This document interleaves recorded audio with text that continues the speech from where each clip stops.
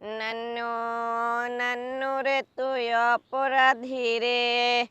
তাসকিন ও ইমরুলে বিশ্বকাপ স্কোয়াড থেকে বাদ দিয়া ওদের স্বপ্নগুলারে ভাঙ্গা দেওয়ার অধিকার দিল কে? ও নান্নু নান্নু রে তুই অপরাধী রে। আপনি তো দেখতেছি খুব রোমান্টিক। বাংলাদেশ বিশ্বকাপ স্কোয়াড ঘোষণা করলো, কিন্তু সেই স্কোয়াডে তাসকিন এবং ইমরুল নাই। তাসকিন আহমেদ এবং ইমরুল কায়েসকে বাদ দিয়ে বাংলাদেশ এবার বিশ্বকাপ স্কোয়াড ঘোষণা করলো। এইটা কোনো কথা? এটা হাস্যকর, হাস্যকর, এই দেশের জনগণের জন্য হাস্যকর। তাসকিন ও ইমরুল রে বাদ দিয়ে বিশ্বকাপ স্কোয়াড ঘোষণা করলো কোন ফৈন্নির ঘরে ফৈন্নিতে?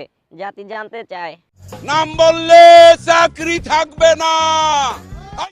ফর্মে থাকার পরেও যে কেন ইমরুল কায়েসকে বিশ্বকাপ স্কোয়াড থেকে বাদ দিল বিসিবি, আমার মাথায় আসতেছে না। সর্বশেষ ম্যাচগুলোর দিকে তাকালেই বোঝা যাবে যে বর্তমানে বাংলাদেশের সবচেয়ে নির্ভরযোগ্য ব্যাটসম্যান হইতাছে ইমরুল কায়েস।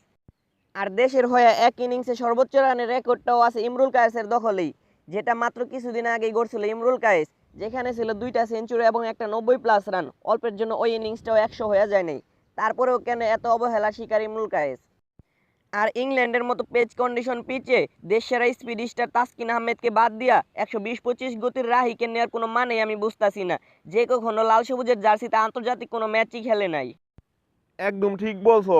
আর তাছাড়া গত ওয়ার্ল্ড কাপে বাংলাদেশের হয়ে সর্বোচ্চ উইকেট শিকারীও ছিল এই তাসকিন আহমেদ, অথচ এবার ওয়ার্ল্ড কাপে তাকে স্কোয়াডেই নেওয়া হলো না। আচ্ছা, নির্বাচকদের মুখ থেকে আমরা শুনে আসি তাসকিন ও ইমরুলকে স্কোয়াডে না নেওয়ার গল্প।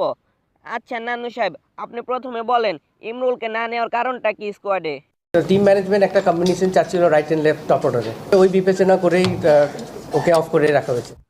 আপনাদের এই কথা শুই না আমার হাসতেও লজ্জা লাগতেছে যে right hand and left hand কম্বিনেশনের জন্য ফর্মে থাকা প্লেয়ারকে বাদ দিয়ে অফ ফর্মের প্লেয়ার টিমে ঢুকাই দিছেন। আপনি একদম ঠিক কথা বলছেন ভাই। যাই হোক, এখন আমরা নির্বাচকদের মুখ থেকে শুনে আসি তাসকিন আহমেদকে কেন স্কোয়াডে রাখা হলো না। ওকে নিয়ে অনেক, ও কিন্তু আপনার 1917 সালের 22 অক্টোবর কিন্তু লাস্ট ইন্টারন্যাশনাল ম্যাচ খেলেছে বাংলাদেশের পরে।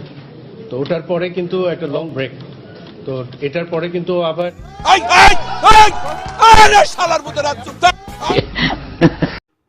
কে তুমি বৎস ধরিয়া মৎস্য অকুল কুঞ্জে বেচিয়া গঞ্জে না খাইয়া তাজা, কেন ভক্ষণ করিয়াছ মেদ উত্তীর্ণ গাজা।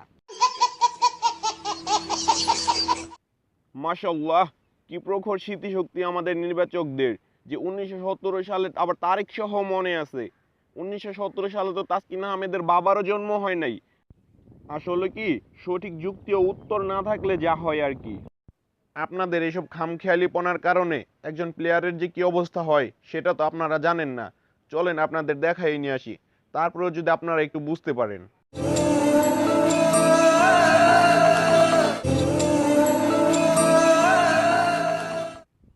কান্দিস না ভাই, তোর কষ্টটা একটু হলেও আমি বুঝতে পারতেছি।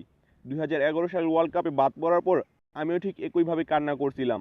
তারপর নিজেকে এমনভাবে প্রস্তুত করে আবার ফিরে এসেছি, তারপর বাকিটা ইতিহাস। তোকে এবং ইমরুলকে এমন কিছু করে দেখে দিতে হবে যে, যাতে এইসব নির্বাচকরা নিজে থেকে বুঝতে পারে যে তোদেরকে নির্বাচিত করার মতো যোগ্যতা তাদের নেই। আর নান্নু সাহেবের উদ্দেশ্যে একটি কথা বলতে চাই, আপনি অতীতকে এত তাড়াতাড়ি কিভাবে ভুলে গেলেন? আপনার কি মনে নেই 1999 সালে আপনাকে যখন টিম থেকে বাদ দিয়ে দেওয়া হয়, এই দর্শকদের আন্দোলনের কারণে আপনাকে আবার টিমে জায়গা দেওয়া হয় এবং তারপরে আপনি ভালো করতে পেরেছিলেন। কিভাবে এত তাড়াতাড়ি অতীতকে ভুলে গেলেন? যাই হোক, আজকে আর বেশি কথা বলতে চাচ্ছি না, হয়তো অনেক বেশি কথা বলে ফেলেছি, যা আমার বলা উচিত ছিল না। কোনো ভুল ত্রুটি হলে সবাই ক্ষমা সুন্দর দৃষ্টিতে দেখবেন। আর ভিডিওটা ভালো লাগলে লাইক কমেন্ট এবং শেয়ার করে সবাই আমাদের সাথে থাকবেন। আর ভিডিওটা এত বেশি পরিমাণে শেয়ার করবেন যাতে ওইসব নির্বাচকদের পর্যন্ত ভিডিওটা যায় পৌঁছায়। আর সবশেষ কথা ওই একটাই, আপনি যদি আমাদের চ্যানেলে নতুন হয়ে থাকেন তাহলে সাবস্ক্রাইব করে পাশে বেল আইকনটা বাজিয়ে দেবেন। ধন্যবাদ সবাইকে এতক্ষণ আমাদের সাথে থাকার জন্য।